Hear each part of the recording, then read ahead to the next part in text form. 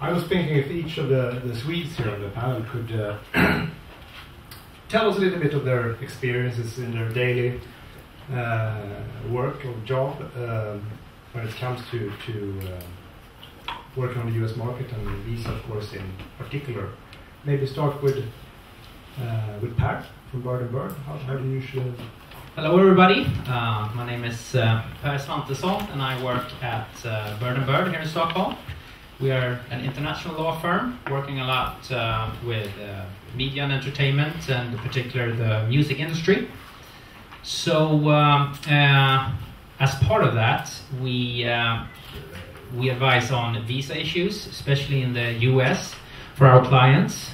Basically, what we do is 3 things, roughly. We advise clients on whether, if they need a visa or not, and if that case, what kind of visa. And the second thing we do is that if you go ahead and want to apply for a visa, we assist with that.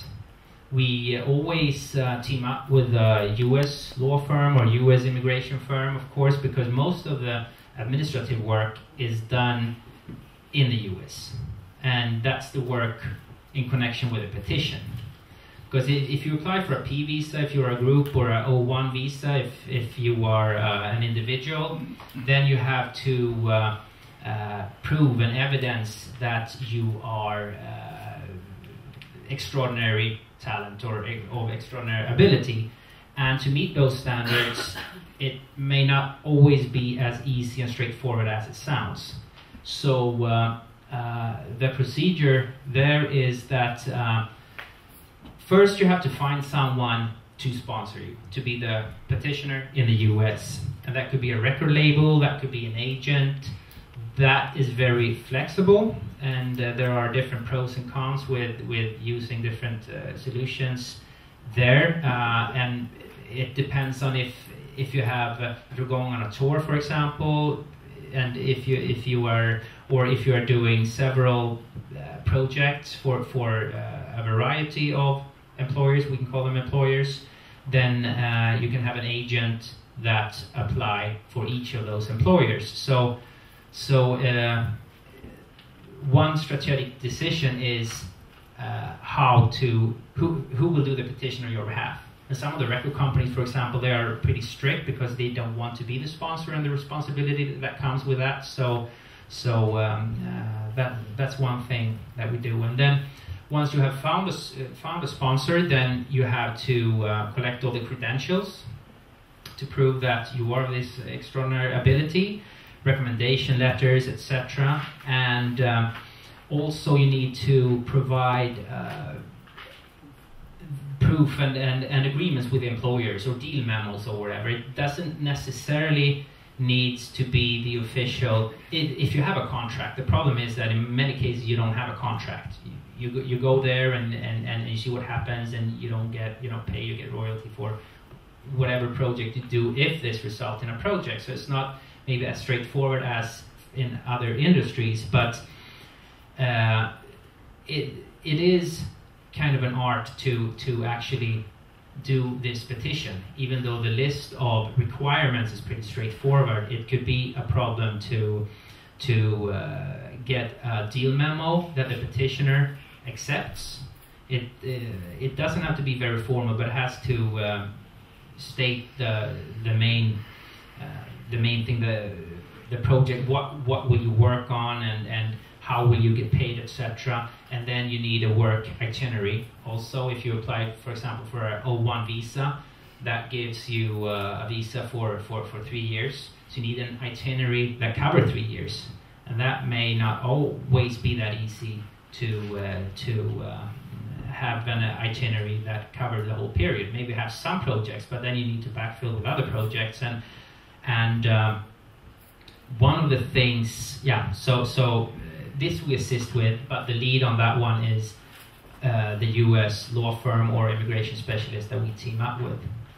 So once the petition has been filed, then, and you are hopefully granted this notice of approval, the work authorization, then it then we took over here in Sweden, because what you do then basically is that you pay some fees, you fill in out this extensive DS-160, and then you make an appointment at the embassy, you do the interview, and if everything goes well, then you get your visa. And the third thing we do is to handle all problems or issues, whatever comes up after the visa has been issued. It could be anything from change of sponsor, adding new projects to the itinerary. Some of the projects are maybe cancelled that was in the initial itinerary. It could be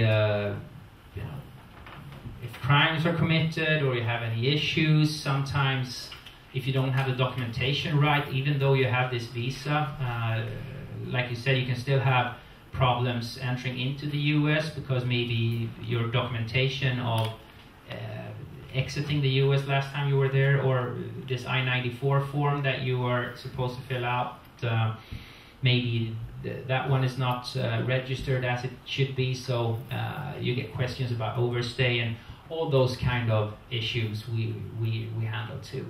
I was thinking, Sara, you work with, say, if you get an offer for Versity or Imperial State Electric on a US tour, you like accept it, or do you apply for the visa for the band first hand? No, we accept it first, and then we apply for the visas. Right, interesting. But of course, we have to like have contact with them and discuss. Tell them we have to get visas, and yeah. Anything to think about? I mean, as you as a company have quite a lot of experience with US. Well, even though there's a lot of info like on the embassy website, there's still a lot of things that is unclear and hard to do. So we get help from another company in the States that help us, of course, with the petitions, and then with all the other forms we need as well. Because it's really hard to get you can't call the embassy and ask, and it's really hard to get contact there. So it's a good thing to get help from the States. Good. So you always use a third-party company? Yeah, we do. Is it expensive? Yes, it's expensive, kind of expensive, yes. But worth it. If we go from Latin to folk music, among other genres, Tommy? Yes. Can you tell us a little bit how you work and operate?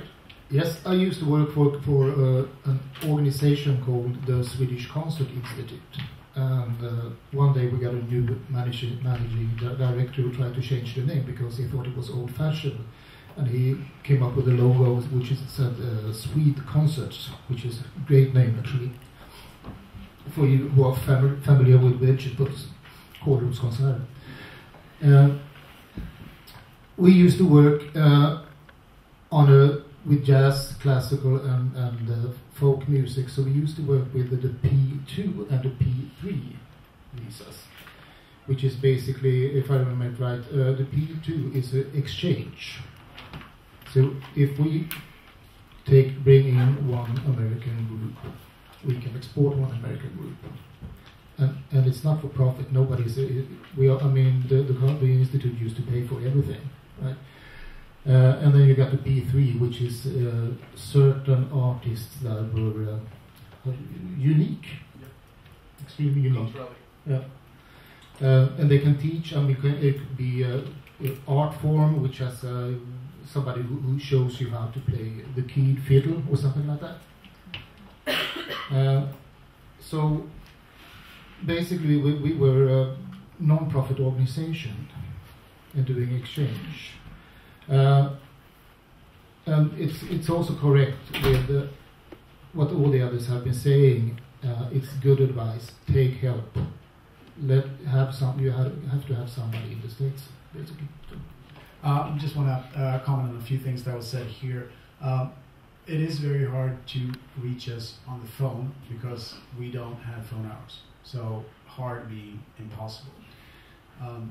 But we do have about 24-hour turnaround on our email. So we're actually quite easy to get a hold of if you email us. And so normally, if there's not a big staff shortage or something like that, it's within 12 hours even, our email turnaround. Having said that, a lot of your answers, if you ask a question about a petition, it's going to be, sorry, got to go to uscs.gov. It's not us. And that's just, as I told you, it's not us.